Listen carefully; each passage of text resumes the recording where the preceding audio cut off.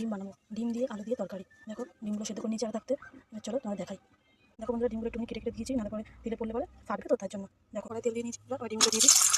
ডিমগুলো দিয়ে দিচ্ছি বন্ধুরা। দেখো একটু হলুদ দিচ্ছি, একটু নুন দিচ্ছি,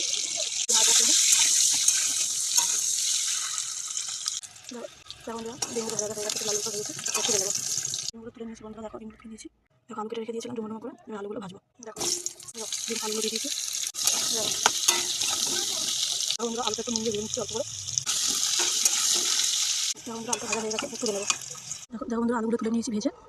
একটুখানি তেল আছে, আর একটু তেল দিয়ে দিই কড়াতে। ফোড়নের জন্য তেজপাতা দিলাম, রাঁধুনি দিয়েছি, রসুন কুচিয়ে রেখেছিলাম, একটু রসুন দিয়েছি, কাঁচা লঙ্কা রেখে দিয়েছিলাম বন্ধুরা, কাঁচা লঙ্কা দিলাম। দেখো লাল লাল হয়ে গেছে রসুনটা, লঙ্কাটা আর টমেটো বন্ধুরা গ্রেট করে রেখে দিয়েছিলাম, এই দুটোই দেওয়া সঙ্গে ভাজা করে ধীরে ধীরে নেবো। দেখো বন্ধুরা একটু ভাজা করি। দেখো বন্ধুরা পেঁয়াজ দিয়ে জলটা শুকনো হয়ে গেছে, একসঙ্গে আদা রসুনের পেস্ট দিচ্ছি, নাড়াচাড়া করে নেবো। নাড়াচাড়া করে নিচ্ছি।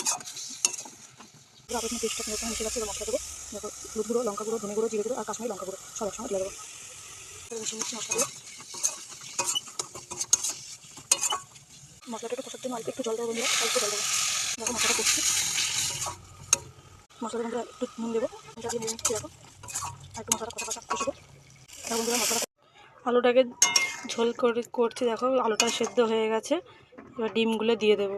ডিমগুলো দিয়ে দিয়েছি বন্ধুরা। দেখো একটু চাপা দিয়ে তরকারি রেডি বন্ধুরা। একটু গরম মশলা দিয়ে দিচ্ছি ওপর দিক দিয়ে, একটু ধনেপাতা দিয়ে দিচ্ছি ওপর দিক দিয়ে। দেখো বন্ধুরা ডিমটা